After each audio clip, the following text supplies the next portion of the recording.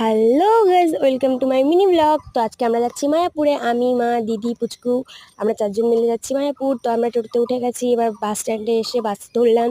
তারপর টুকটুক করতে করতে মায়াপুরে যাচ্ছি। ভীষণ খুশি আজকে আমি। তো একটু খিদে পেয়ে গেল, তার জন্য আমি এখন কেক খেয়ে নিচ্ছি।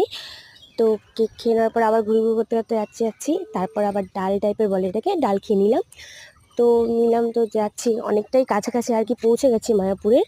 তো এবার দৃশ্যগুলো দেখতে দেখতে যাচ্ছি, আর আমি তো ভীষণ মানে খুশি আর কি। তো ফাইনালি আমি মায়াপুর পৌঁছে গেছি। পৌঁছানোর পর একটু ঘুরে নিলাম, ঘুরে টুরে দুপুরবেলা হয়ে গেছে, খেয়ে নিলাম। খাওয়ার পর আবার ঘুরতে ঘুরতে এখানটা গেলাম, এখানটা ঠাকুরের দেখলাম, দেখে একটা গুপি ড্রেস কিনলাম, দিয়ে আবার ঘুরছি। ঘোরার পর প্রসাদ দিল মায়াপুর থেকে, ওটাই নিলাম, খেলাম। তো বাড়ির দিকে রওনা দিচ্ছি।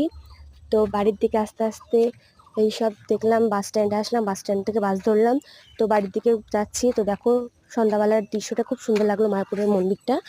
তো এখন আমরা বাড়ির দিকে আসছি। তো রাতের বেলার দিকটা ভীষণই সুন্দর লাগছিল। তো দারুণ, মানে ভালোই ছিল। আর ভীষণ মজা করেছি আজকে মায়াপুরে, যে দারুণ লেভেলের মজা করেছি।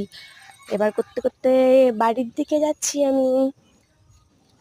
उड़ती पतंग जैसे मस्त सिलाई गई हमको।